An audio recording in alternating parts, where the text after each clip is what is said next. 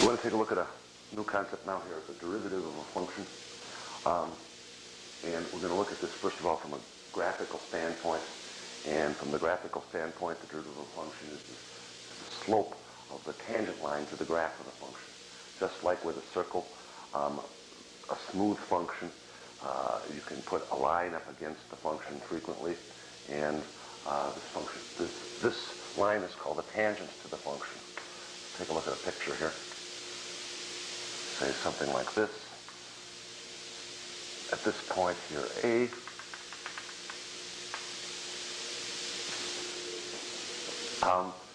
if the function is reasonably smooth, a line can fit here just like the tangents to a circle.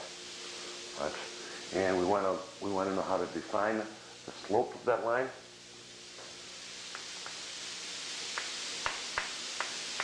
And that will be the derivative.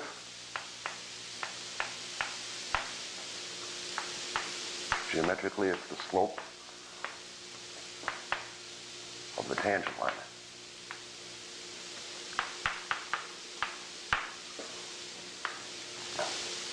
Okay. Here's the way in which we can go about this. If we take a different point here, A plus H, and look at the value on the graph of the function. This point here is A, f of A, and this point here is A plus H, f of A plus H, this point. And now if we drew a line between the point A f of A and the point A plus H f of A plus H, that would not be particularly far off. Its slope would not be particularly far off from the slope of the tangent line, presumably, especially if the point H was close to A. Right? And so what we want to do is we want to take a look at what happens as H gets close to A of the slope between this point and this point. Right? So the derivative of a function f of x at a point A is, we're going to take the limit as H approaches 0, right? F of A plus H minus f of A divided by H. And this will be written as the derivative of f, that's written with a prime. This is called prime. It's an apostrophe on the typewriter at A. All right. There's another way in which you can write this derivative. That is, if you consider the point x here, and we computed the slope at the point x f of x, the slope of the line segment between x f of x and a f of A, that's going to be f of x minus f of A over x minus A. And then here we would want to take the limit as x approaches A. Now you can show that using the definition of the limits, that this limit exists, this one does, and the two are the same. Right? Now, when you do that, you get a slope. Presumably, if you get a number here, you're going to get that number is going to represent the slope of the tangent line. And frequently, it's possible to find the slope of the tangent line at each point A on the graph of the function. The resulting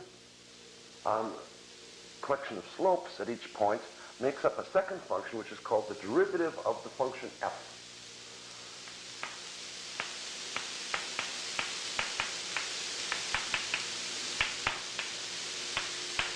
And this is a new function, which is written as f prime of x, consistent with this, right? And it is, of course, the limit as h approaches 0 of f of x plus h minus f of x divided by h. And here you treat x fixed and take this limit as h approaches 0. And this is the derivative of f(x). There are a couple of other notations for the derivative. All right. A second notation is dy dx, where y is equal to f of x. And this is always thought of as being a function of x, dy dx. The reason for this is that this quantity in the numerator here is sometimes referred to as the change in y, or delta y. The quantity in the denominator is delta x, the change in x. And as that gets very small, as x gets close to a here, or as h gets close to 0, the limiting quantity is thought of as dy divided by dx. Now this really isn't a division, but there are a number of ways in which you can think of it as such. There's a third notation also that is used frequently, or occasionally at least, and that is the derivative with respect to x of f. And you can either put out f of x here or not. That's also equals to f prime of x. So there's three notations here. Sometimes one is more convenient than the other for whatever it is that you might happen to be doing. You'll get a sense for that as you proceed here.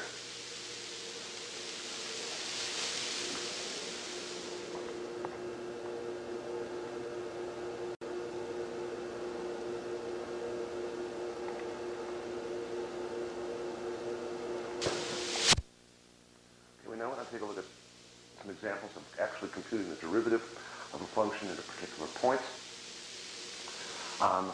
Eventually we're going to have formulas that will allow us to do this for most functions, but let's take a look at the ideas involved here. Let's suppose we're looking at the function y equals x squared. So here's the function at 1, it's 1.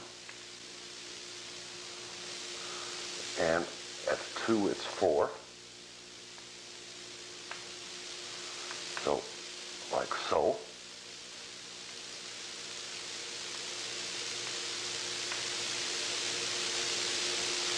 And suppose we want to know the slope of the tangent line, or the derivative of this function at 2, x equals 2. Well, the definition is that we want to take the limit as x approaches 2 of f of x minus f of 2 over x minus 2. Right? And here f of x is x squared. And so f of x is going to be x squared. F of 2 is going to be 4. And we're going to divide this by x by this 2. And take the limit as x approaches 2. And one thing to note here with respect to the derivative, whenever you compute f of x minus f of a over x minus a, and the limit as x approaches a, this is the derivative of f at a. You can't do this by just putting a in here because you're going to get 0 in the numerator or 0 in the denominator. The same thing is true in the other form. If you compute the limit as h approaches 0 of f of x plus h minus f of x divided by h, this is the derivative at x. And you can't just put h in equals 0 into here, even if the function f is continuous, because the numerator approaches 0, the denominator approaches 0, so the quotient rule doesn't apply here. So the thing to do with this is always to try and find some method for finding what this limit is. In this case here, this is equals to the limit as x approaches 2 of x minus 2 times x plus 2 divided by x minus 2. This factors into x minus 2 times x plus 2.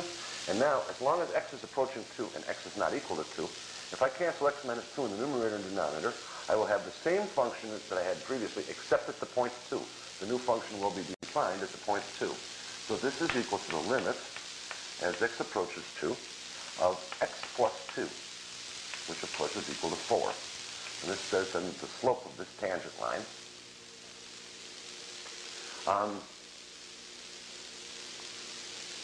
And to the graph, of f of x is x squared at the point 2, 4, is equal to 4. And this, of course, then would allow you to, if that was all you wanted to do, is to draw the line that goes through, draw the equation of that tangent line. Namely, the tangent line is y minus 4 over x minus 2 is equal to 4. Or y minus 4 is equal to 4 times x minus 2.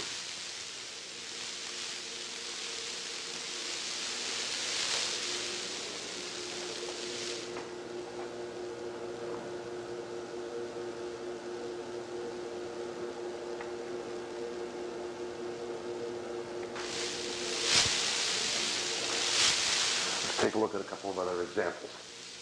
Here we can use either definition, f of x plus h minus f of x over h, limit as h approaches 0, or the limit as x approaches a, f of x minus f of a over x minus a. Let's do one using the limit as h approaches 0, f of x plus h minus f of x over h. And let's take a look at, let's say, x squared plus 6x minus 7 at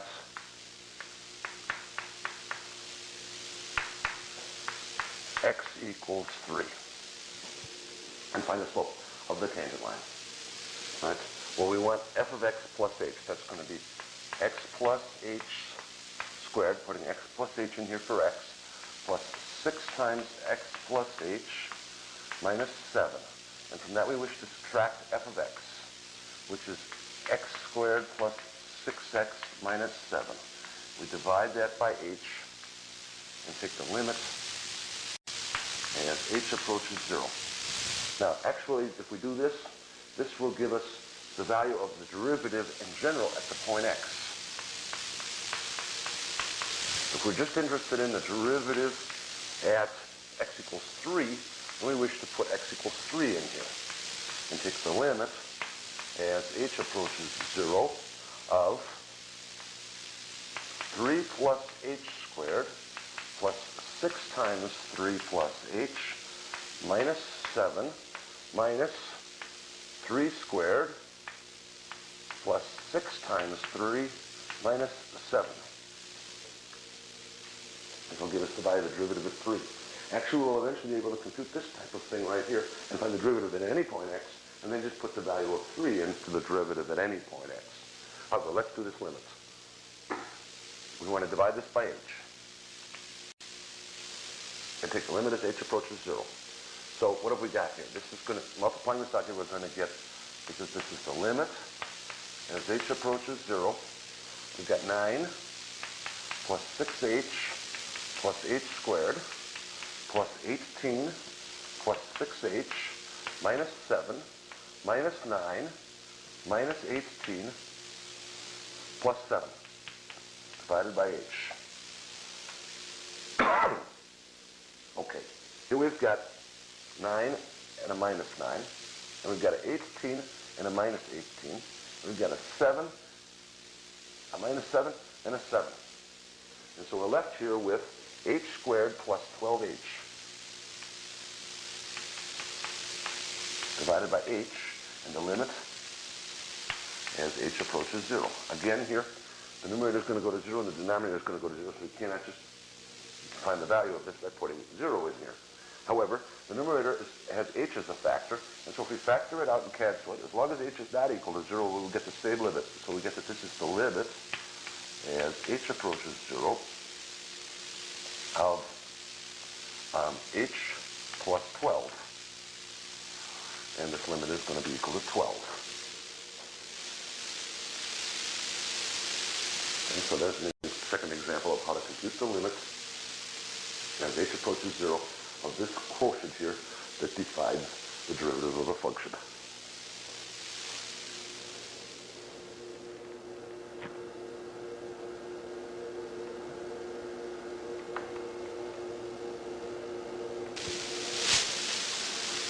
All right, let's take a look at another example here. Let's take a look at the square root of x.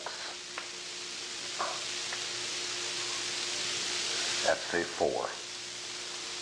1, function is 1. At 4, the function is 2.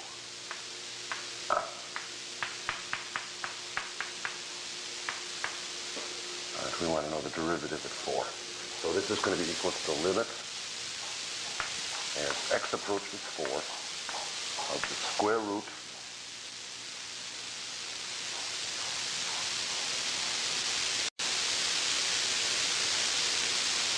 of x minus the square root of 4 over x minus 4.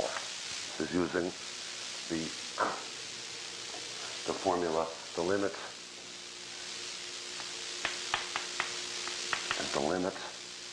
as x approaches a, f of x minus f of a over x minus a. So the square root of x minus the square root of 4 over x minus 4.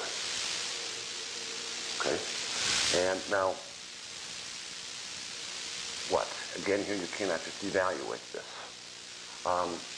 What you'd like to do with this is to get rid of the square root in the numerator, and so let's multiply by the square root of x plus the square root of 4 over the square root of x plus the square root of 4. So that this is going to be the derivative at 4. Now when we multiply this, we get x minus 4 over x minus 4 times the square root of x plus the square root of 4. Of course, the square root of 4 is 2. And the limit as x approaches 4. Now, as x approaches 4, we get x minus 4 in numerator and denominator, and we would get the same function if we cancel these. And so this is going to be equal to the limit as x approaches 4 of 1 over the square root of x plus 2, which is, as x approaches 4, square root of x approaches square root of 4. So that this is going to be 2. This is going to be 1 over 2 plus 2, or 1 over 4.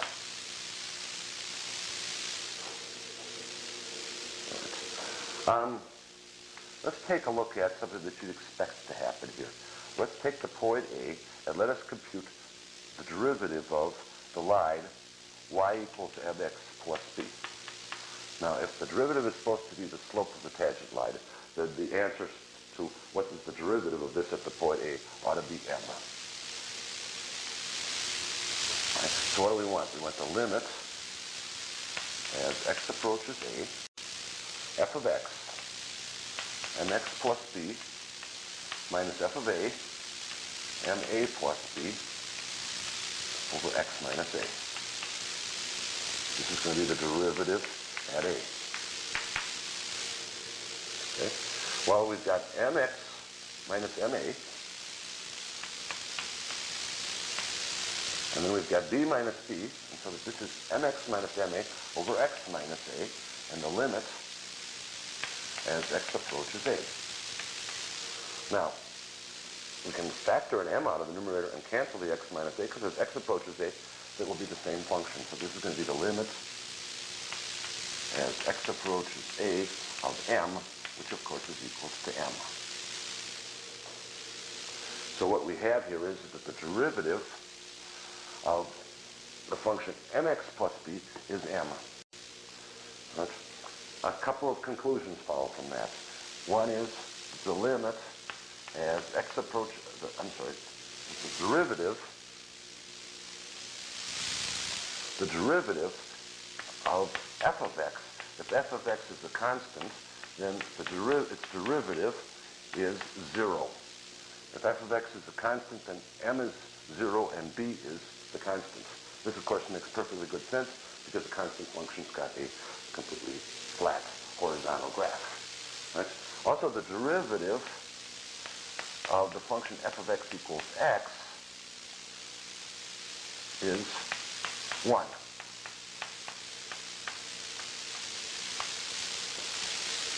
So the derivative of the function f of x is x is 1. The derivative of the function f of x as a constant is 0.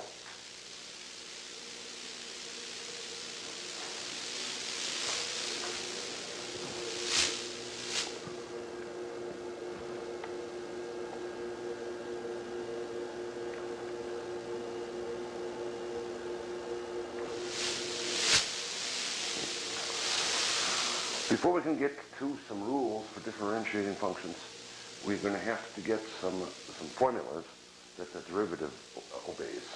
And right now we're going to look at the derivative of a constant times a function and the derivative of the sum of two functions.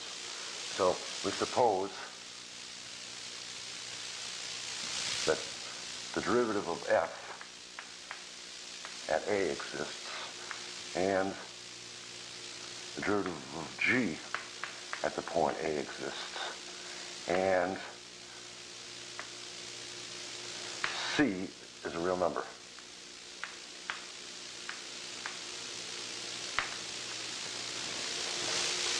So we want to look at the derivative of a constant times f. Now, the derivative of a constant times f is going to turn out to be what you might expect it to be, the constant times the derivative. And the derivative of the sum of two functions is going to be the sum of the two derivatives. The other formulas for differentiation of quotients and products are not going to be as simple. Although let's get this result right here. We want to compute the derivative of a constant times f at a. And this is going to be equal to the limit as x approaches a, constant times f of x minus constant times f of a divided by x minus a. And now here we can factor the constant out of the numerator, and we get that this is the limit as x approaches a of f of x minus f of a over x minus a times the constant. And we can take the constant out of the limit. So this is like so. The derivative of constant f of f at a is constant times this limit, but this limit is nothing more than the derivative, and so this is the constant times the derivative of f at a. In terms of f of x and its derivative, constant times f of x at any x is cf of x. That's cf prime of x, the derivative. Constant times the function is constant times the derivative of the function. All right. Now let's look at f plus g. The derivative of f plus g at a is equal to the limit as x approaches a, f plus g of x minus f plus g of a over x minus a. Right. This is equal to the limit as x approaches a, f of x plus g of x, right, minus f of a, and then we'll put that here, minus g of a over x minus a. And I can divide this by x minus a in both of these places here. And now, this is the limit of the sum here, and so the limit of the sum is the sum of the limits. Well, the first limit here, as x approaches a, is the derivative of f at a. The second limit here, as x approaches a, is the derivative of g at a. So the derivative of f plus g at a is equal to the derivative of f at a plus the derivative of g at a. In terms of x, the derivative of f plus g at x is the derivative of f of x, or f prime of x, plus the derivative of g of x, g prime of x. So we have that then as a formula here for the derivative of the sum of two functions, and here's the formula for the derivative of the constant times the function. We're going to want to also look at the product of two functions, the quotient and composition.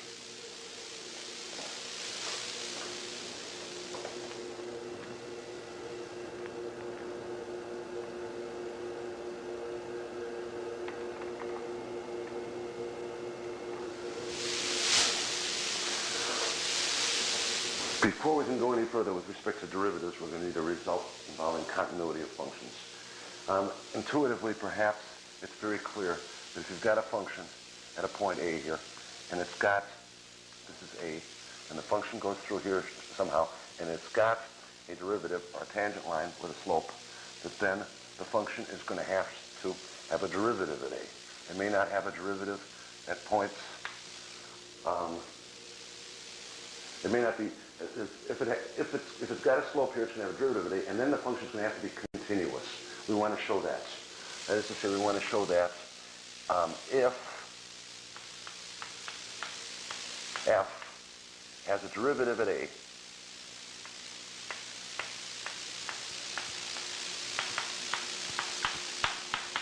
and functions which have a derivative at a point a are said to be differentiable at a, then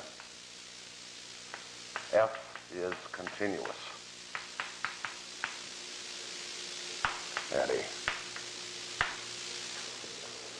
Right. Well, to show that a function is continuous today, we want to show that the limits, we want to show the limit as x approaches a of f of x is equal to f of a. Well, we can accomplish that by showing instead that the limit as x approaches a of f of x minus f of a is equal to 0.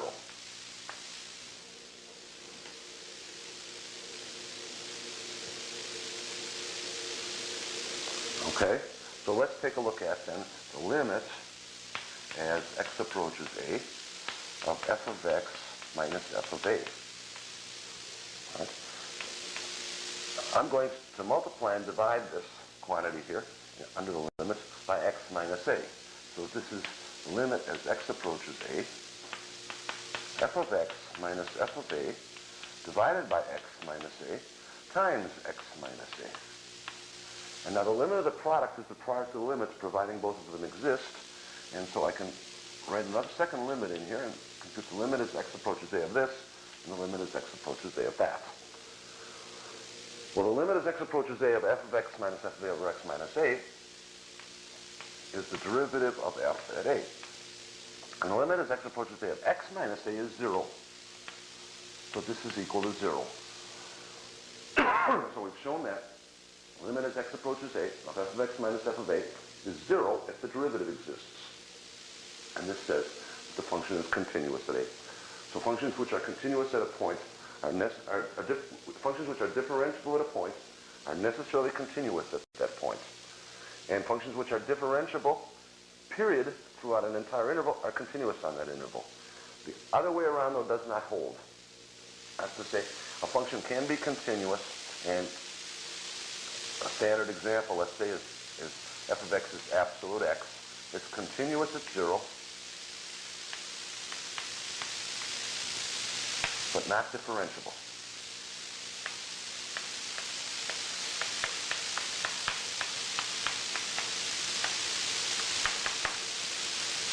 You want to keep that in mind. Differentiable always gives you continuity, but continuity does not necessarily give you the fact that the function is differentiable. And we're going to need this fact here to get at the derivative of the product.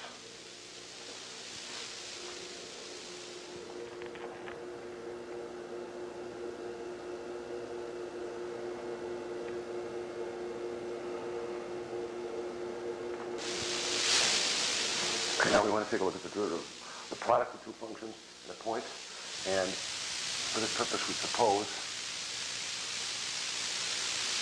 the derivative of f at a and the derivative of g at a exist.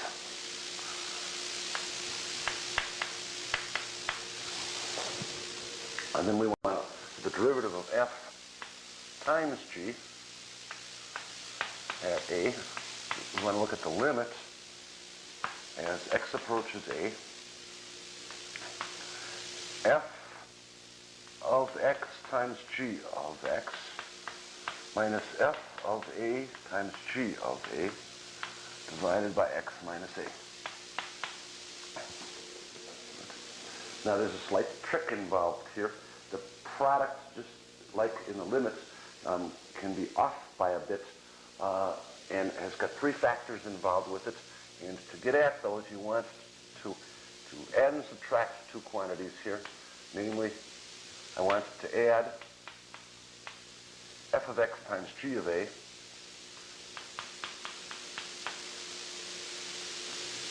so I have limit f of x, g of x. I want to first of all subtract f of x times g of a, and then add it back on.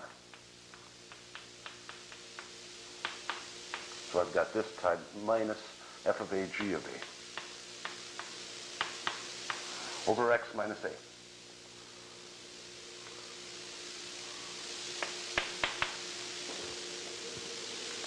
Now what I really want to do with this is break it up into two parts here and put a second x minus a over here.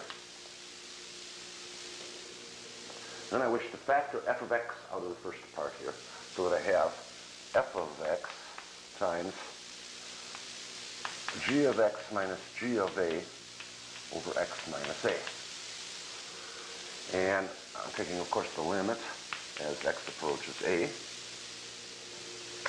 And then if I want to factor g of a out of the second part here, so that I've got g of a times f of x minus f of a over x minus a. So this times this plus this times this. Right? And now the limit of the sum is the sum of the limits, providing they both exist. And so I want to put the limit as x approaches a in here. And the limit of the product is the product of the limits, so I want to put the limit as x approaches a in here. And the limit as x approaches a in here. So providing these limits exist, I can compute the derivative like so. And now as x approaches a, since f of x is differentiable, it's continuous, and consequently the limit as x approaches a of f of x is going to be f of a. So this is going to be equal to f of a, limit as x approaches a, g of x minus g of a over x minus a is the derivative of g at a, plus the limit as x approaches a of g of a is just a constant, so this is going to be g of a, and the limit as x approaches a of f of x minus f of a over x minus a is the derivative of f at a. So the derivative of the product, f times g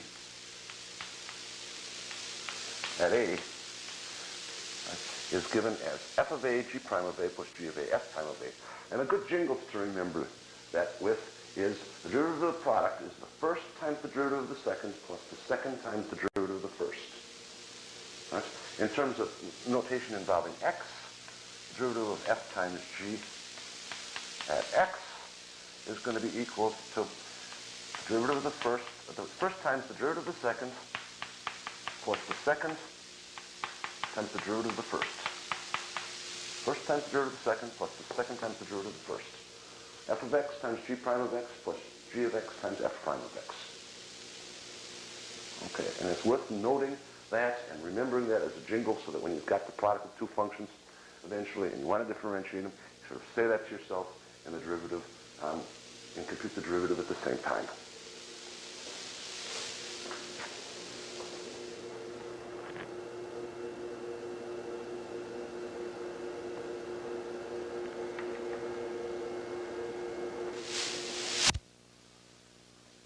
Now we want to get a formula for the derivative of function x to the n, and consequently also for the derivatives of polynomials. First of all, x to the 0 is 1, and so its derivative is going to be equal to 0. We already know the derivative of any constant is 0. X to the 1 is x, and its derivative is going to be equal to 1. Now the derivative of mx plus b for that matter is m, and so the derivative of 1x is going to be 1. Right? The derivative of x squared. Okay.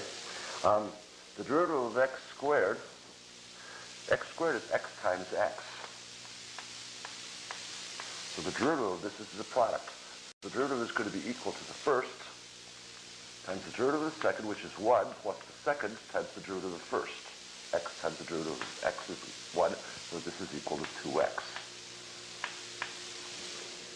Derivative of x cubed.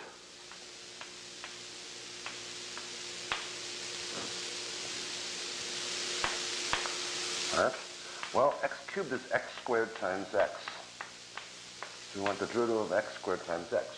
And so this is the first x squared times the derivative of the second, which is 1, plus the second x times the derivative of the first, which is 2x. Derivative of x squared is 2x. And so we get x squared plus another 2x squared, so this is 3x squared. Right? X to the fourth.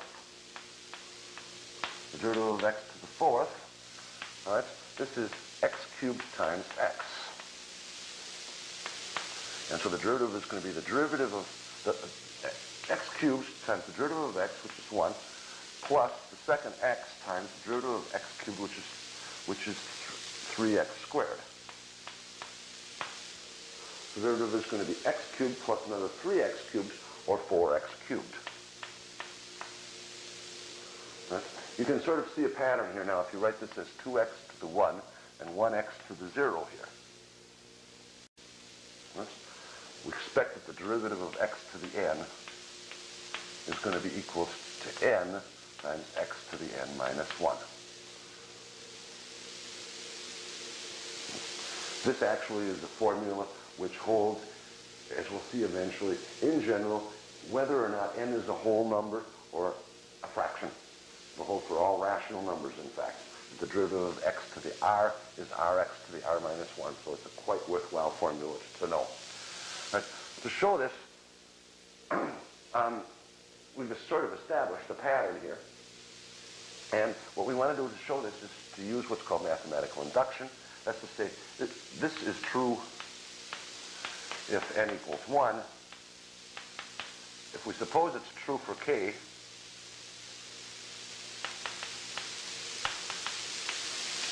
and we can show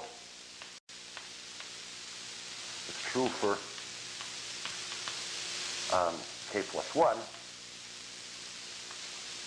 That's what we've basically been doing here. We've got it for k. We had it for 3, and we showed that it's true for 4. If we suppose that it's true for k and show that it's true for k plus 1, then it's true for all natural numbers.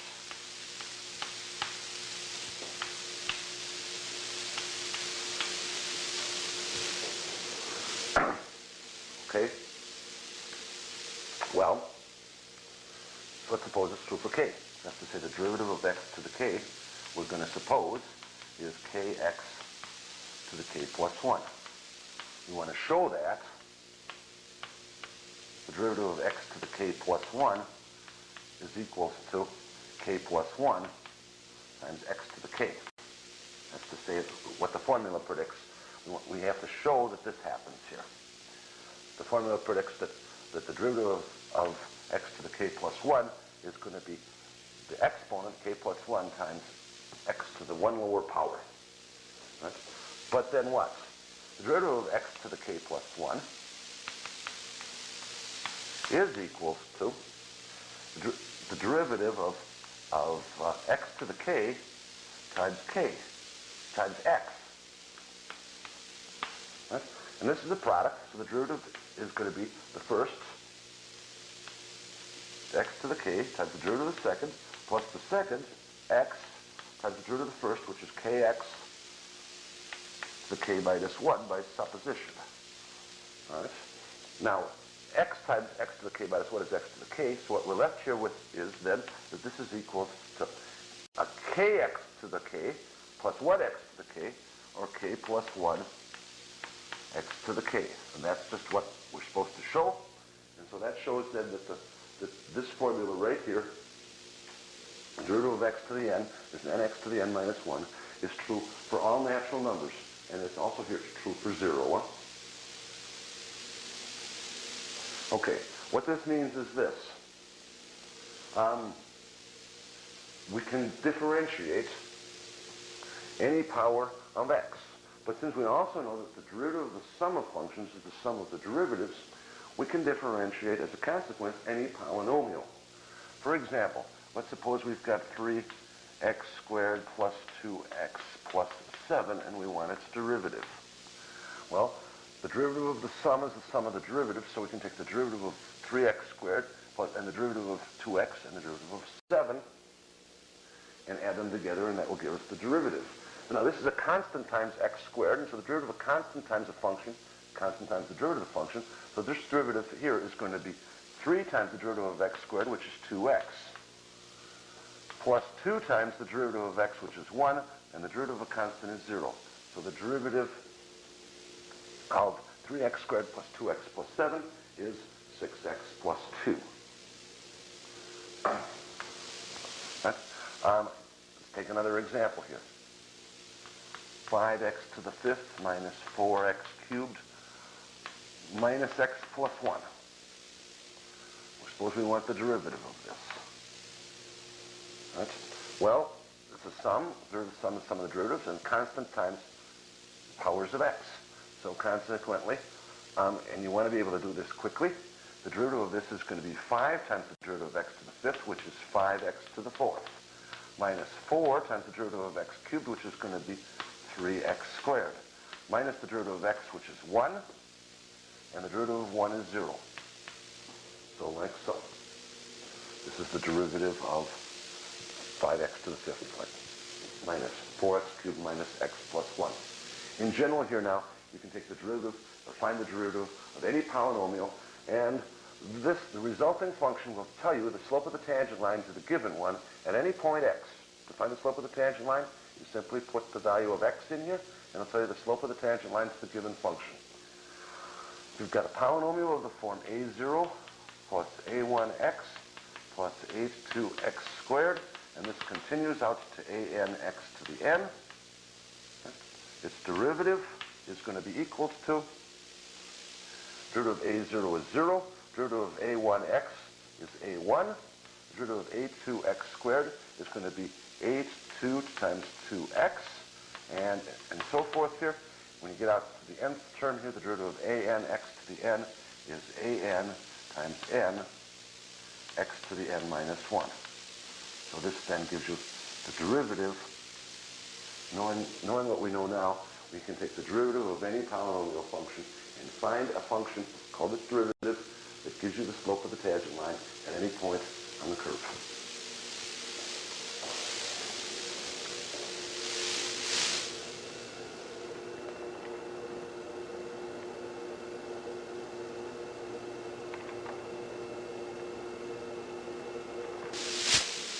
And now I want to take a look at the derivative of the quotient of two functions. And for this purpose here, we're going to suppose that the derivative of f at a exists and the derivative of g at a exists. And we're also going to suppose that g at a is not 0. If g of a were equal to 0, then f divided by g would not be defined at a, and so if a function is going to have a derivative, it has to be defined at the point. Okay. To do this, we would like to compute the limit as x approaches a of f divided by g of x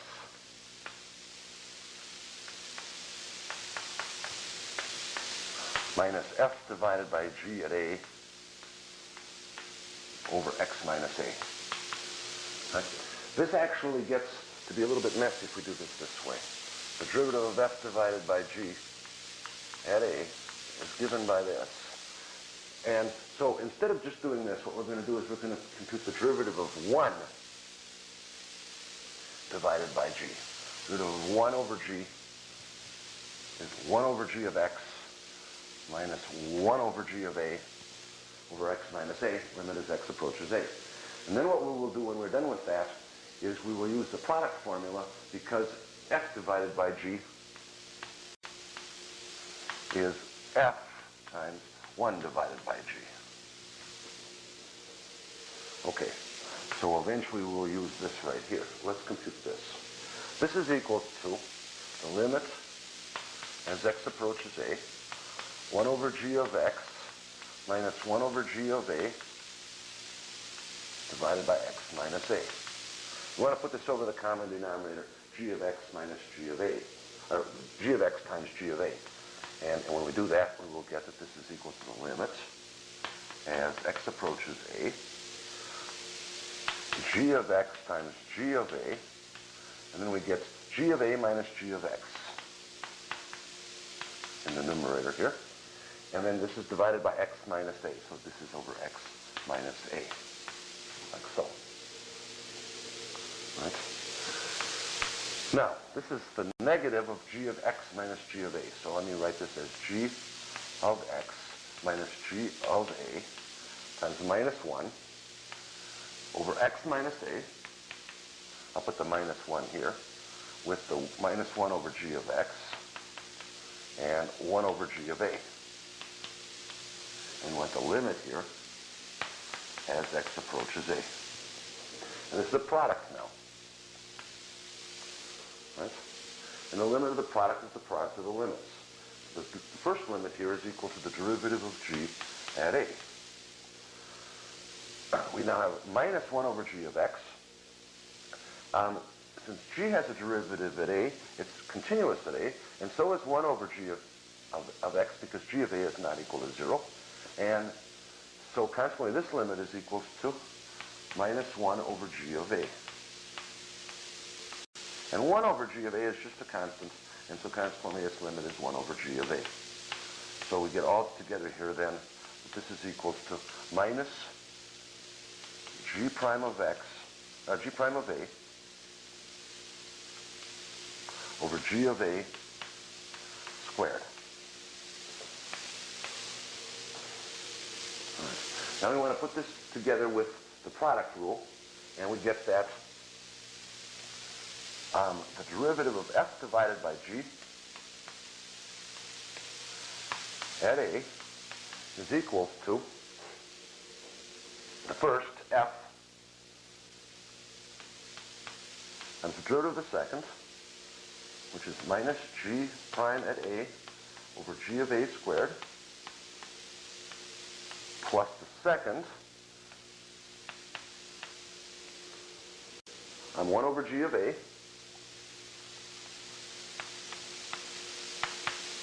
times the derivative of the first. All right? And now we're going to put this together to form a formula that can be remembered by putting everything over g of a squared. And what do we have here? We've got minus f of a times g prime of a from this right here. And here if we put this over g of a squared, we want to multiply numerator and denominator by g of a, so that we're going to get g of a times f prime of a. So this is the derivative of f divided by g at a. Now, it's g of a f prime of a minus f of a g prime of a over g of a squared. And the way to remember this, or a way to remember this, is with the following jingle. The derivative of a quotient is the denominator times the derivative of the numerator minus the numerator times the derivative of the denominator over the denominator squared. That's denominator times derivative of numerator minus numerator times derivative of the denominator squared. You can think of this as starting with the denominator and then going to the numerator and then going back through the numerator to the denominator, divided by the denominator squared. You don't want to mix this up. If you say this wrong, you'll probably get the negative of what you have in mind. So it's the denominator times the derivative of the numerator minus the numerator times the derivative of the denominator over the denominator squared.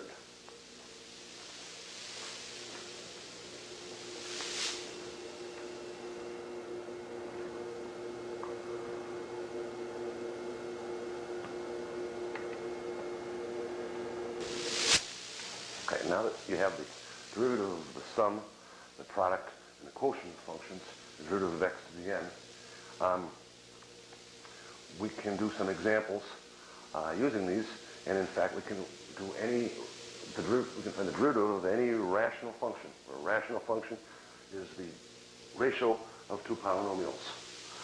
So, for example, let's suppose that we've got x to the 6th minus 7x squared plus 3x plus 2 divided by x to the 4th plus 4x cubed minus x, and we want its derivative. Well, this function is a quotient, so the derivative is going to be equal to the denominator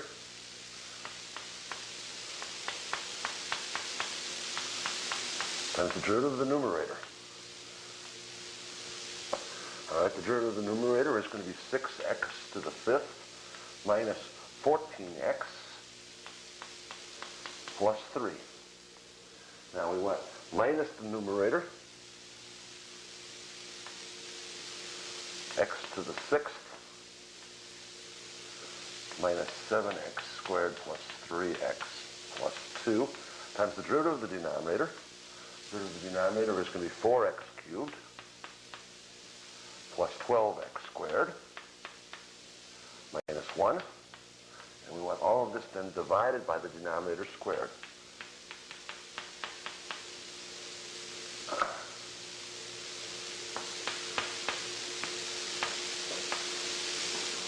Like so. This minus this over this is the derivative of that quotient. Okay? And it's clear from this that if you've got any quotient of two polynomials, you can find their derivative by the denominator times the derivative of the numerator minus the numerator times the derivative of the denominator over the denominator squared. A second thing that you can do here is if you've got two polynomials that are a product of each other, and you don't want to just multiply them out,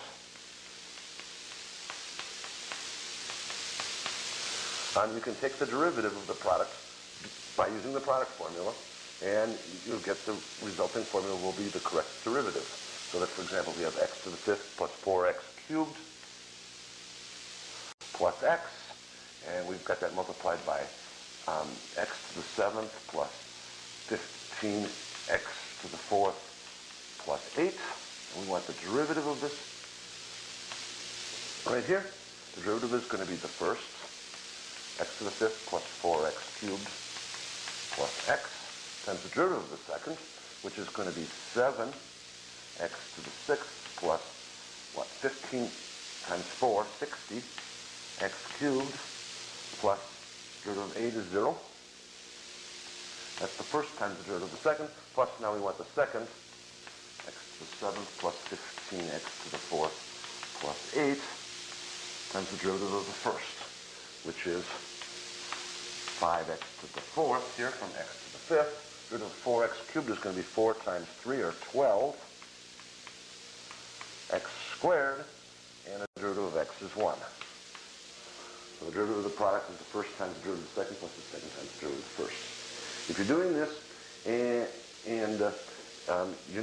you don't feel real comfortable about it, one thing that you can do is write the first down times the derivative of the second, leave yourself some space, and then put the second down times the derivative of the first, and go back through and fill in the parentheses. Okay.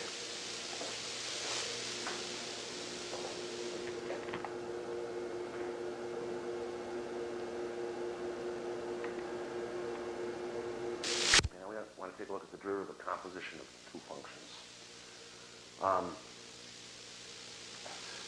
If we've got f of x and g of x, right, the composition is sometimes written f circle g of x, and this is equal to f of g of x. Right? And it's going to, of course, be defined at points x where g is, and f has to be defined then as g of x. So in order to have the derivative of one of these functions, we're going to suppose that the derivative of g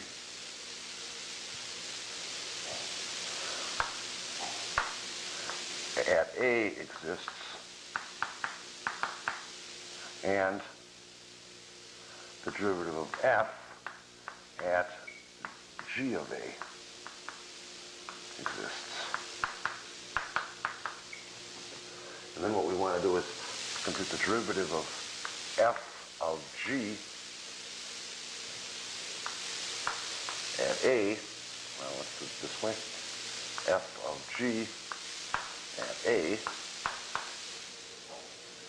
and this is going to be then equal to the limit as x approaches a, f of g of x minus f of g of a over x minus a. I'm going to put the x minus a over here. Because what I want to do with this is I want to do something that's not completely legitimate. I want to multiply this by g of x minus g of a. And I want to divide by g of x minus g of a. Right? And the problem with this is that if g of x was equal to g of a quite a bit, especially near a, then I would be multiplying and dividing by 0. If g of x is not equal to g of a lot near a, then this is no problem. All right? And what this is going to do is it's going to allow us to see why the derivative of f composed with g is what it is. The complete proof that it is this involves performing the same thing here, except avoiding possibly dividing by 0. All right? The limit of the product is the product of the limits, and this last limit here is the derivative of g at a. As x approaches a, this is the derivative of g of a. Now, what happens here as x approaches a? Well, if I let y naught be g of a, and if I let y be the general number g of x, so if I let these be represented in here, then I get that this is can be written as f of y minus f of y naught divided by y minus y naught. Y naught is g of a, y is g of x. And now what happens here? As x approaches a, since g is differentiable, it's continuous, y, as x approaches a, namely g of x approaches g of a. So y approaches y dot. So you can write this then as the limit as y approaches y dot. And now this is equal to the derivative of f at y naught times the derivative of g at a. And of course y naught was g of a, so this is equal to the derivative of f at g of a times the derivative of g at a. So the derivative of a quotient is the derivative of f at g of a times the derivative of g at a. The derivative of the quotient, the composition, f composed with g, is the derivative of f at g of a and the derivative of g at a. And you probably want to remember something like that, so that when you've got f of g of x, when you recognize it as such, you can then write the derivative of the composition. In terms of x, the derivative of f of g of x is equal to the derivative of f at g of x times the derivative of g at x. An interesting thing happens here with respect to the notation where f prime of x is dy dx. Right? Then if we let y equal f of x and u equal g of x, then f of g of x is f of u. Right? And what have we got here? The derivative of f with respect to x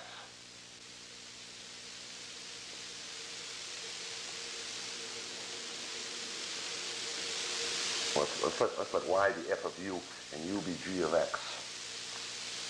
Right? Let's let y be a function of u and u be a function of x. Then we get the derivative of f with respect to x, or the derivative of y with respect to x, is equal to the derivative of y with respect to u times the derivative of u with respect to x. Keep in mind that this always means at x, and this means at u. And this, of course, means at x. So the derivative of y with respect to x is the derivative of y with respect to u. We take the derivative of y, right, with respect to u, and evaluate it at u, namely g of x. And then we take the derivative of u with respect to x and evaluate it at x. What this indicates here is the same type of thing as is here. Namely, this acts like as if you could cancel things. dy dx is dy du times du dx. It acts like as if you could cancel the du and get dy dx is dy dx. So the notation dy dx here points out something, so to speak, about the composition formula.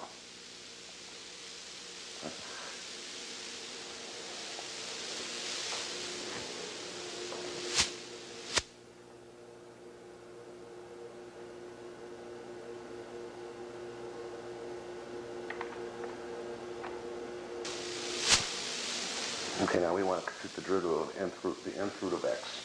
And for for this purpose, we're going to need the following. A to the n minus b to the n factors into a minus b. And the second factor is a to the n minus 1 plus a to the n minus 2 b to the 1 plus a to the n minus 3 b squared plus, and this continues till you end up finally with b to the n minus 1. The term before this is a times b to the n minus 2. Right. The second factor here is a to the n minus 1 b to the 0, and this is n minus 2b to the 1. All the exponents here add up to n minus 1.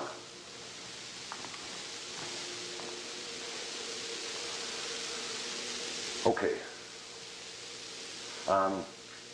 It's easy to check that this is the case. In fact, it was done previously here. Now, we want to compute the derivative of the nth root of x. So it's the f of x be equal to the nth root of x. And we have that the derivative of f at a is going to be equal to the limit as x approaches a, nth root of x minus the nth root of a divided by x minus a. Right? Now here again, we can't do anything with this by just putting a in here. Numerator and denominator will approach 0, or will be equal to 0. We want to treat this like as if it was a minus b. This way here. Treat this as if it was a minus b. We want to multiply numerator and denominator by this quantity right here with a and b in there. And what that's going to do is it's going to make, when we multiply by a minus b, we treat this as a minus b, and we multiply by this quantity here with nth root of x equal to a and nth root of a equal to b, we're going to end up with x minus a in the numerator here. Nth root of x to the n minus nth root of a to the n. And that will cancel with the x minus a. And that's the reason for doing this. All right? When we do, we get the nth root of x to the n minus 1 power plus the nth root of x to the n minus 2 power times a, nth root of a, to the 1 power, plus, and this continues on here until we finally end up with the nth root of a to the n minus 1 power. All right, and similarly here in the denominator.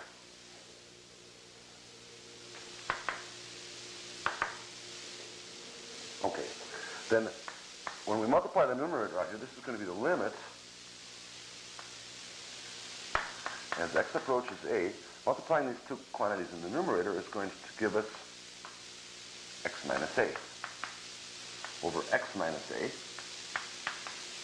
And then let's examine the quantity in parentheses at this point.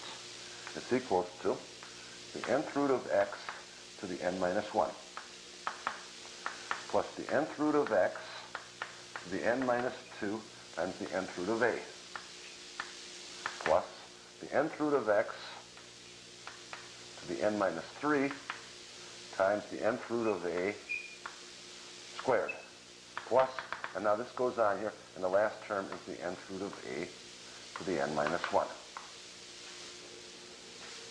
Okay, well what happens as x approaches a? Well, we can cancel the x minus a's term here as x approaches a, and we're left with 1 over this. So we want to know what is this approach as x approaches a? Well, the first term here approaches the nth root of a to the n minus 1, because the nth root is continuous. The second one approaches the nth root of a to the n minus 2 times the nth root of a to the 1, so it also approaches the nth root of a to the n minus 1. You just the n minus 2 and multiply it by to the 1, and we're going to get the n minus 1. This term right here also approaches the nth root of a to the n minus 3. We take that multiplied by the nth root of a squared, and we're going to get the nth root of a to the n minus 1 power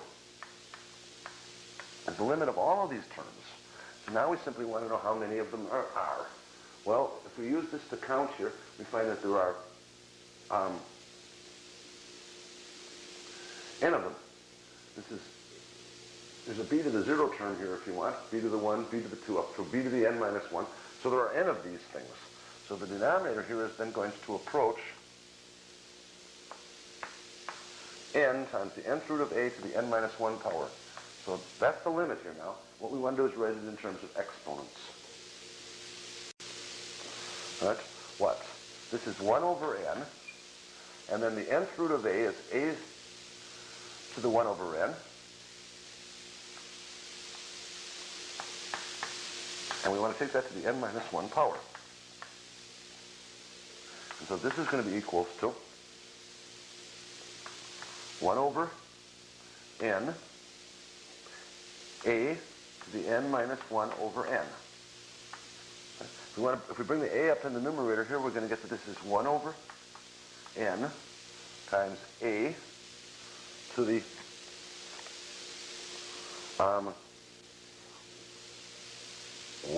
the negative of this, 1 minus n over n. Or finally, that this is equal to 1 over n times a to the 1 over n minus 1. All right?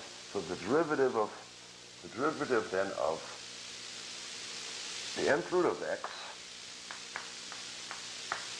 which of course is x to the 1 over n, its derivative is equal to 1 over n x to the 1 over n minus 1.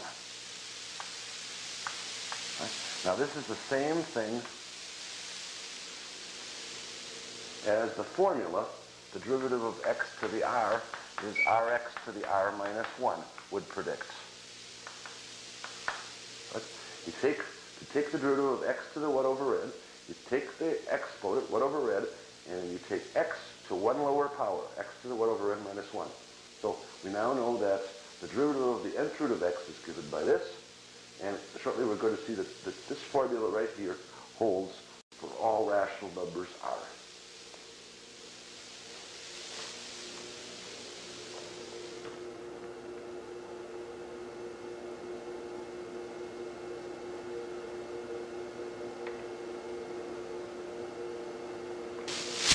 Okay, we want to look at the derivative of x to any rational power and find the formula for it. And the formula is going to be that the derivative of x to the r is rx to the r minus 1. Okay, we know that this is true for 0, 1, 2, and so forth here. And we also know that it is true for 1 over n, a half, a third, a fourth, and so forth. The derivative of x to the n is nx to the n minus 1. The derivative of x to the 1 over n is 1 over n, x to the 1 over n minus 1. What we want to do now is we want to add to this the negative integers. Right? So how about the derivative of x to the minus n? Well, this is the derivative of 1 over x to the n. Right? And so this is a quotient. And so the derivative is equal to the denominator times the derivative of the numerator, which is 0, minus the numerator times the derivative of the denominator, which is nx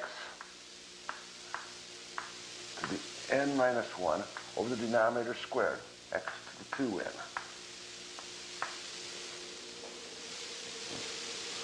So this is going to be equal to then minus n, x to the n minus 1 over x to the 2n, which is going to be equals to minus n, what?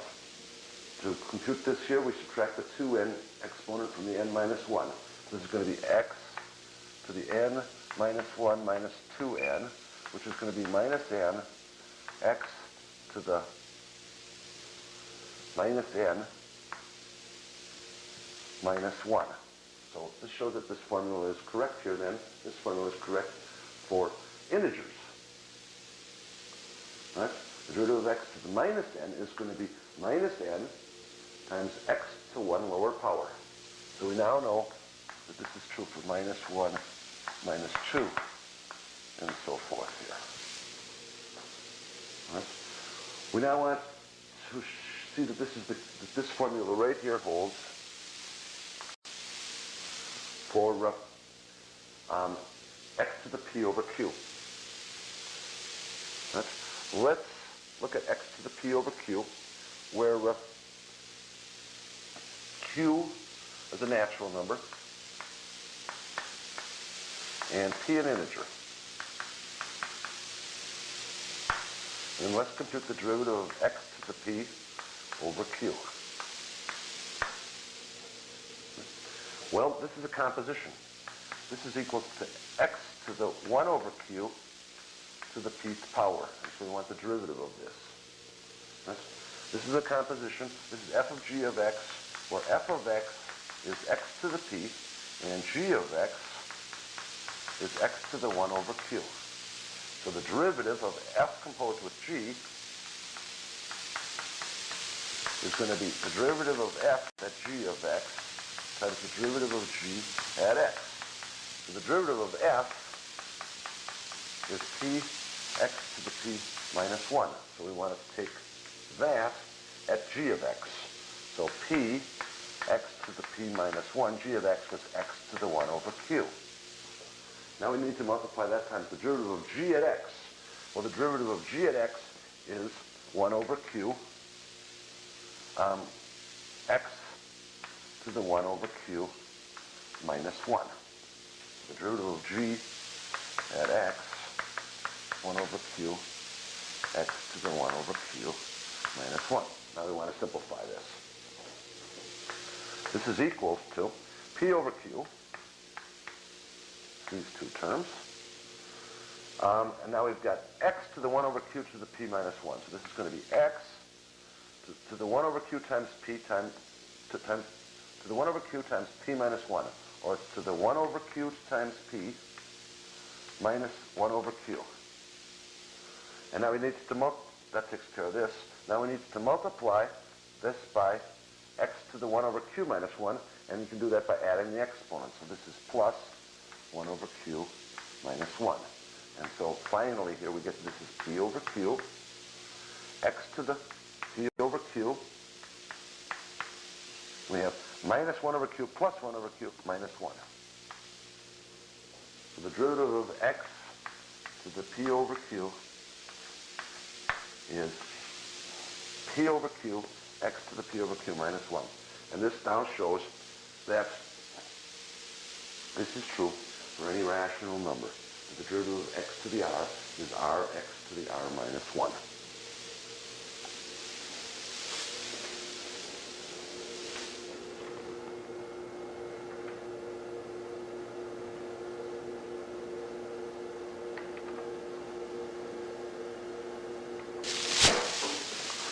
Okay, we want to take a look now at some things that we can do in the way of differentiating functions.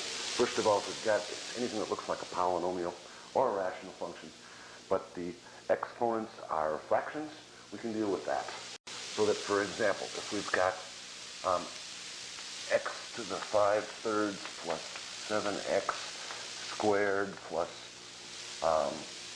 x to the minus 1/10 minus 3x to the minus 5/8 plus 4x to the quarter. And we want the derivative of this, we can do it. The derivative of the sum is the sum of the derivatives, so we'll do each one of these. The derivative of x to the 5/3 we know now is 5/3 x to the 5/3 minus 1, or 2/3, plus 7x squared, the derivative is 7x, plus x to the minus 1/10, the derivative is minus 1/10, times x to the minus 11 tenths minus 3 x to the minus 5/8. The derivative is times minus 5/8 x to the minus 5/8 minus 1. That's going to be minus 13/8. And we've got finally 4 x to the 1/4. The derivative is going to be 1/4 x to the 1/4 minus 1 x to the minus 3/4. Right. Whenever you've got something that involves roots, you always wish to change it over to exponents. So that if we've got something like 1 over the cube root of x to the 4th, right, this is 1 over x to the 4/3, which is x to the minus 4/3. So if we want the derivative of this, take the derivative like so, and it's going to be equal to minus 4/3 x to the minus 4/3 minus 1, or x to the minus 7/3. Okay. We can also now deal with quotients that involve powers like so. So that, for example, if we've got x to the 3/2 plus 7x to the minus 1/2 divided by 2x to the 5/2 plus 3x plus 1. Okay, and we want the derivative of this. The derivative is going to be equal to the denominator times the derivative of the numerator minus the numerator times the derivative of the denominator. And here, let's do this like so. 2x to the denominator, 2x to the 5/2 plus 3x plus 1 times the derivative of the numerator. Let's leave ourselves some space to put that in. Minus the numerator, x to the 3/2 plus 7x to the 1/2 times the derivative of the denominator over the denominator squared. That's, say, 2x to the 5/2 plus 3x plus 1 quantity squared. All right. Now this is the denominator times the derivative of the numerator. We need the derivative of the numerator here. X to the 3/2, the derivative is going to be 3/2 x to the 1/2. 7x to the minus 1/2, the derivative is going to be 7 times minus 1/2 x to the minus 3/2.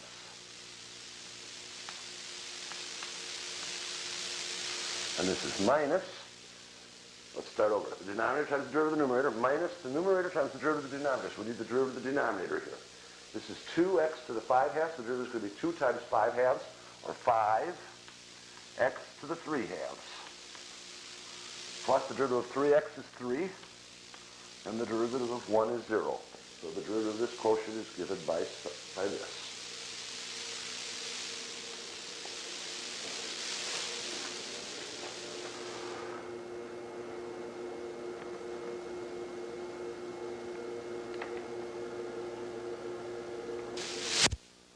Take a look at some more examples of functions that you can differentiate. Let's suppose we want to differentiate the square root of x squared plus x plus 8. Well, the first thing to do is to write this as an exponent rather than as a root. So that this is equal to x squared plus x plus 8 to the 1/2 power. And now, the thing to notice here is that this is a composition. It's this function to the 1/2 power. So that f of x is x to the 1/2, and g of x was x squared plus x plus 8. Then this is f of g of x. So to take the derivative, we want to take the derivative of f of x, 1/2 x to the minus 1/2, 1/2 minus 1, and the derivative of g of x, 2x plus 1. Now, normally you don't want to write any of this down. You want to do this just automatically. Right? This is x, derivative of x to the 1/2 is 1/2 x to the minus 1/2. And now we want to evaluate that at g. All right, so the derivative of f of g of x is the derivative of f at g times the derivative of g at x. Right? Well, evaluating this at g, it's x squared plus x plus 8. Now we need to multiply that by the derivative of g at x. The derivative of x squared plus x plus 8 is 2x plus 1. The derivative of x is 1, the derivative of 8 is 0. Well, so here then is the derivative of this function.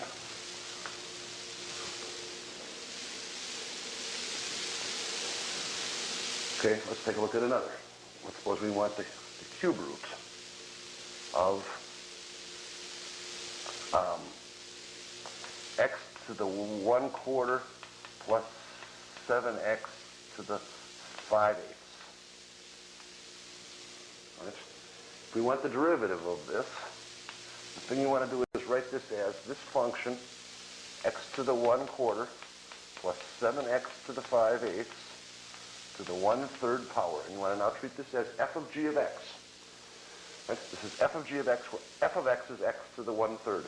And so the derivative of this is going to be equals to 1/3, the derivative of f is 1/3 x to the minus 2/3. And now we have to evaluate that as g. So that's x to the 1/4 plus 7x to the 5/8. Now we need to multiply this by the derivative of g at x.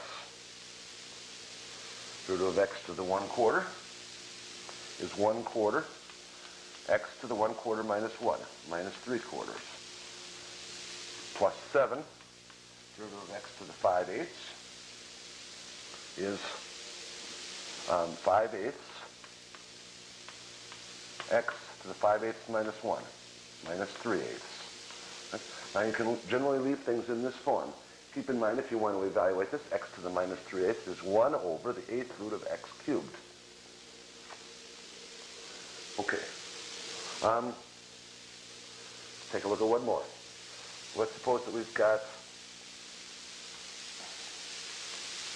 x plus 1 to the 40/11th power. Right? Well, the derivative of this is going to be equals to, this is the composition, x plus 1 to the 40/11th. So the derivative is going to be 40 over 11 to the 40 over 11 minus 1. And now we need to put x plus 1 in here. And then the derivative of x plus 1, of course, is 1. It's a good idea to always remember to take the derivative of the quantity inside and multiply by it when you're dealing with a function to a power. Here in this case it doesn't matter because the derivative is 1, but in most cases it's not going to be equal to 1, and it will matter. So there are some more examples.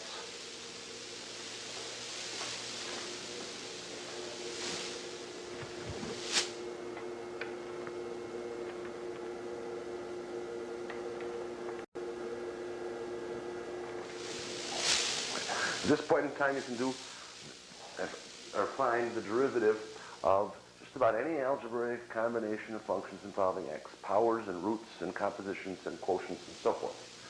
So, and the thing to remember is always make radicals into exponents. So that, for example, if we had something that looks pretty horrible here, perhaps, let's say the square root of 2x plus the square root of 3x plus the square root of 5x. And we want the derivative of this. Well, the first thing to do is to write this as something involving powers.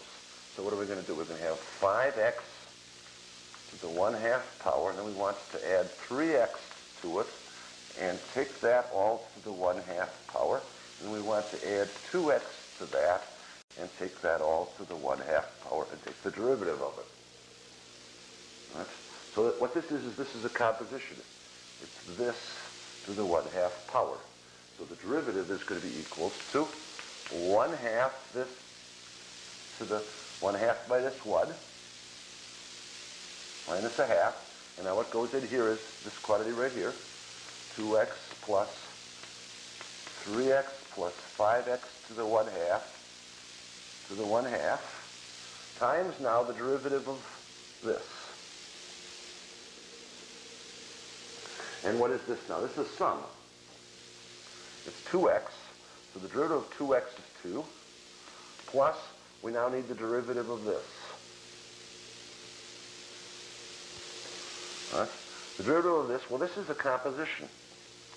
It's this quantity right inside here to the 1/2 power. So the derivative is going to be 1/2 that quantity, 3 plus 5x to the 1/2. 1/2 that to the minus 1/2 times the derivative of that quantity. Right? So I now need, so when I put this asterisk, I need to have the derivative of this quantity right here.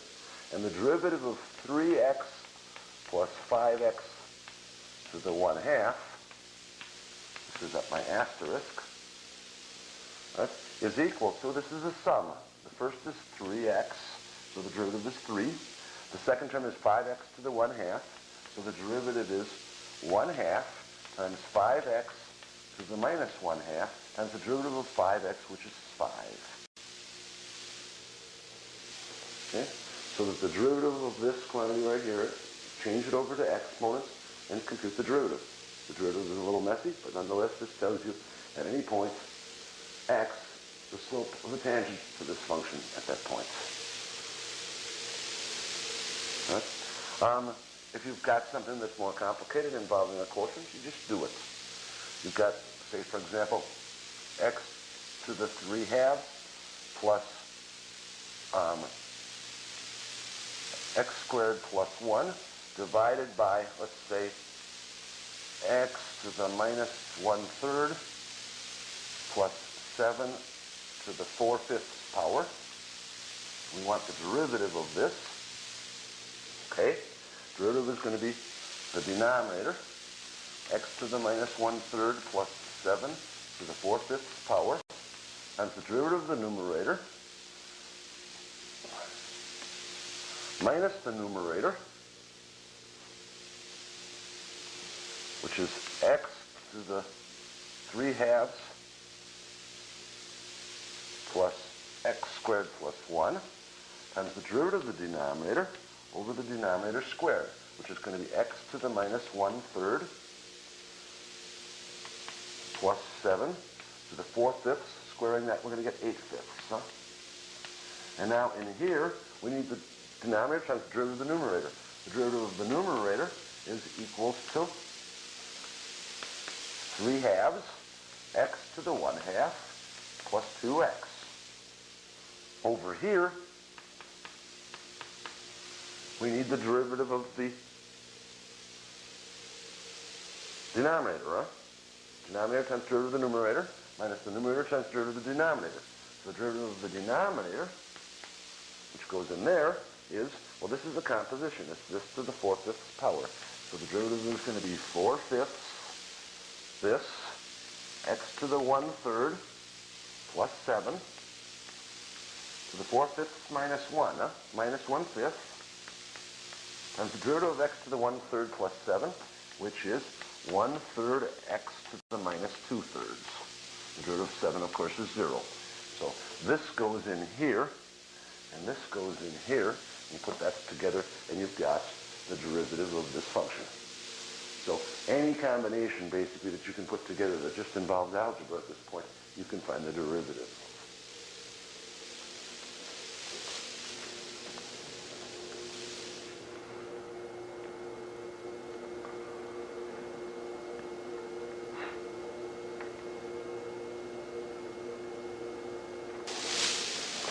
We now want to take a look at some of the interpretations other than the slope of the tangent line for the derivative. And the first one of these is the velocity. We'll look at a fairly simple case here. We suppose that we've got a function x of t, where you can think of t as time.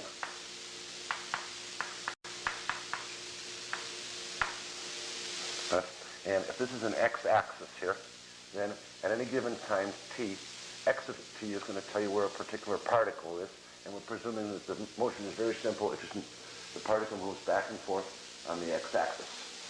So that, for example, this might be x of 0. This might be x of 1. X of 2 might be over here. The particle may turn around, and this might be x of 3, and so forth. So you can think of the particle as moving down here like so, perhaps, and out in this direction here. And it could turn around several times for that matter. Okay? And now, if we look at a particular time here, t0, we would like to know how fast the particle is moving at the time t0. And the way to compute this is to look at a later time, or a difference time if you want, slightly different time, t0 plus h. The distance traveled between time t0 and t0 plus h is going to be x of t0 plus h minus x of t0, the distance traveled. If we divide this by the time that elapsed, h,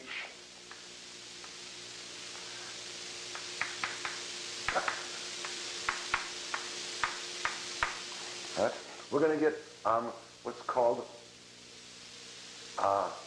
the relative velocity between the time, the average velocity between the time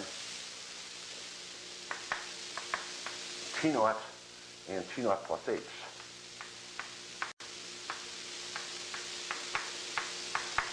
So that this gives you the average velocity. Now, if we wanted to know how fast this was going exactly at t0, we would want to let h get small. So if we take the limit as h approaches 0, x of t0 plus h minus x of t0 divided by h, this should give us the velocity at the time t0. That's to say, this should give you the reading on a speedometer if this particle had a speedometer at the time t0. And of course, this is nothing more than the formula for the derivative. So that the velocity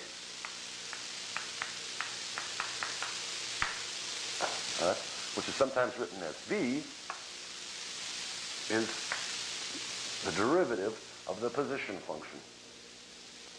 Right? The average velocity is like so, and this is the velocity.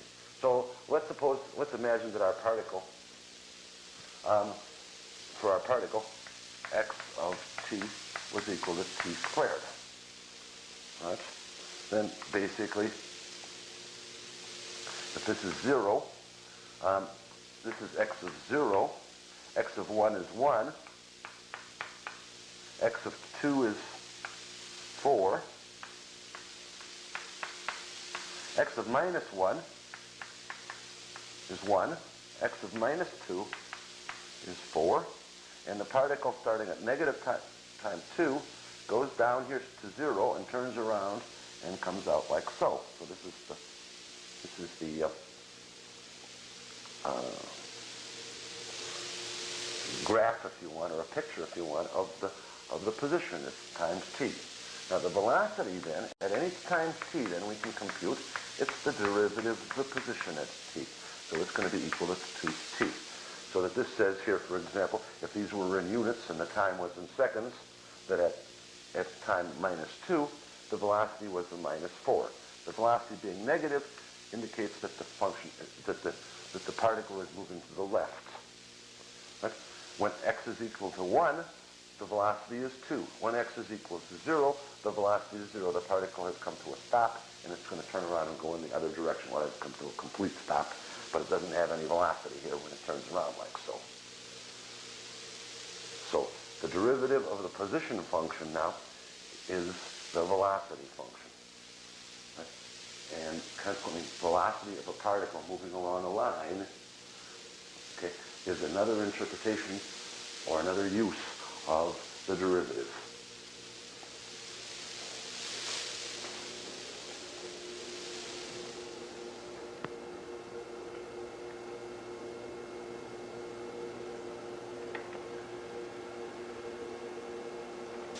I want to take a look at another interpretation of the derivative, and this is called the rate of change. When you've got two quantities that vary with respect to each other through time, or if you've got a quantity that varies through time, you can talk about the rate at which it varies through time, or the rate at which one quantity varies with respect to another quantity. In particular, let's suppose that we've got a particular quantity here, let's say W. All right? And let's suppose that W is a function of T. This might be weight, let's say, or whatever. All right? If we want to know the rate at which W is changing with respect to T at a particular times T, we would look at W of T plus H, where H is a small increment of time here, a small change in time, and subtract W of T. This is the change in W. The change in T from T plus H to T is H. This is the change in H. Change in T. And now if we want to know what's happening exactly at the times T, we would want to take the limit as H approaches 0. And then this is called the rate of change of W with respect to T.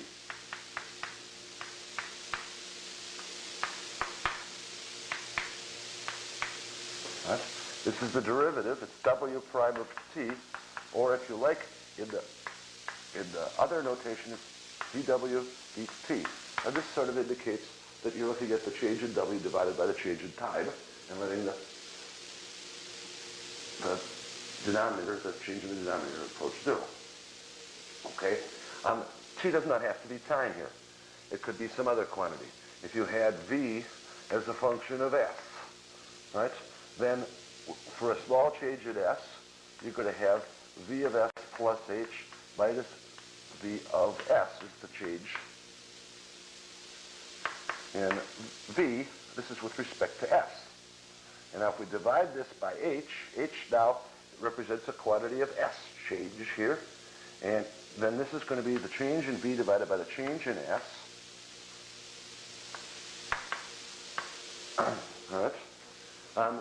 S could be height and V weight, and this would be the change in weight with respect to height. All right?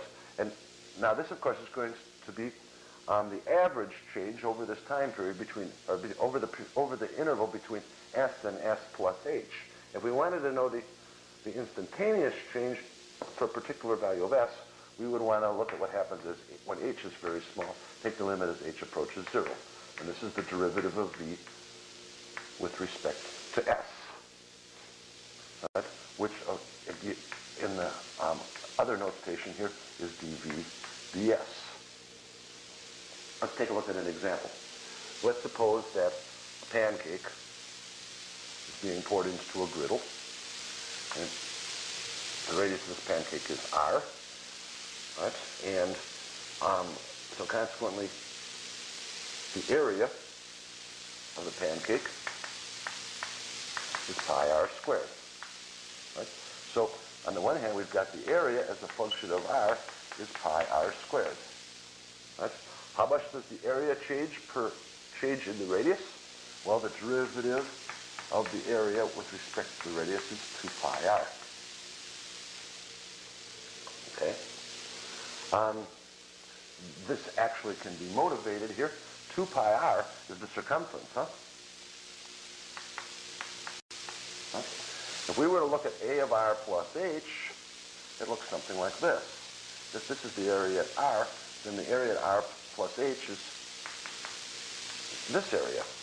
We take A of r plus H and divide by A of r, and subtract A of r, we end up with the area of the little ring out here. If we divide by H, we're going to get approximately the circumference. So let H approach 0, we're going to find that the derivative of the area as a function of r is the circumference. Right? The rate at which this is changing for a particular r is constant times r, 2 pi times r. Right? Now, if r was a function of time, this was a pancake perhaps falling, being put into a frying pan, and let's say r of t was t squared, then we would have A of t is pi times t squared squared. This would be the area at any time t. And the rate at which this area was changing is going to be the derivative of this. It's the derivative of pi t to the fourth, that with respect to t, which is going to be 4 pi t cubed. And so at time t equals 1, if the radius was changing, how fast is the radius changing? The radius of t is the derivative of the radius is 2t. The radius is changing at the rate of 2t at any time t. At t equals 1, the rate of change of the radius, if this was what was happening, would be equal to 2. The rate of change of the area would be equal to 4 pi. Right? So it's possible to take any quantity here, right, that varies through time and find the rate at which it changes at a particular time, and that's given by the derivative. It's also possible to take a quantity that varies with respect to another one, right, through time or not, and find the rate at which it varies with respect to the other one by taking the derivative of the one quantity with respect to the other. Right? Velocity is just a particular example of that, where you're looking at the derivative of the position with respect to the time.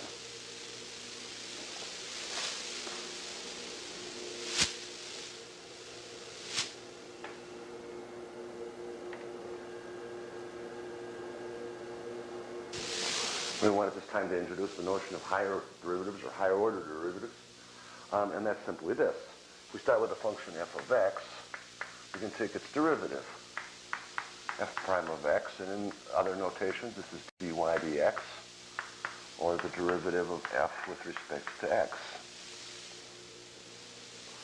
All right? So f of x gives rise to this like so.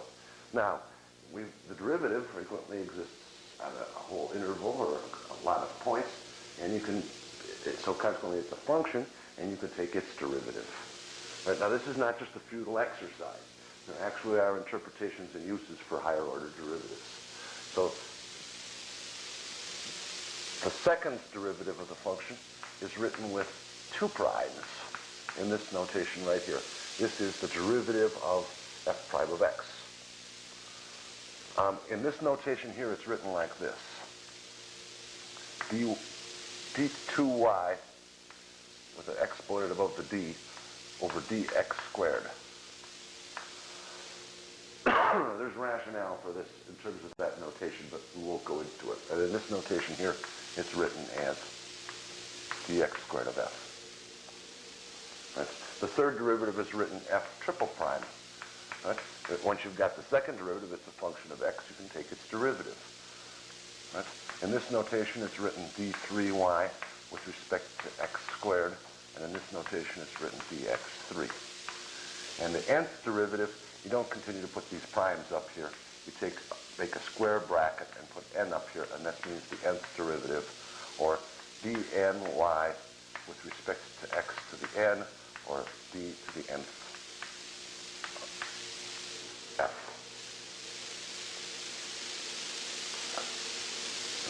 This is part of the reason for this 2 here, is that this is equal to the derivative of with respect to x of the derivative with respect to x of f.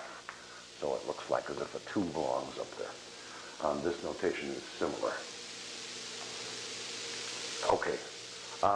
Now, one application of this which is really easy to understand is acceleration. We've got that if we've got x of t position, then x prime of t is v of t, the velocity. And now the rate at which the velocity changes is called the acceleration. And that's the second derivative of the position, the derivative of the velocity, and it's the acceleration. This is equal to, you take v of t plus h, the velocity at time t plus h, minus v of t, that's the change in velocity. We divide this by the change in time and take the limit as h approaches 0 to get the acceleration at a particular exact time.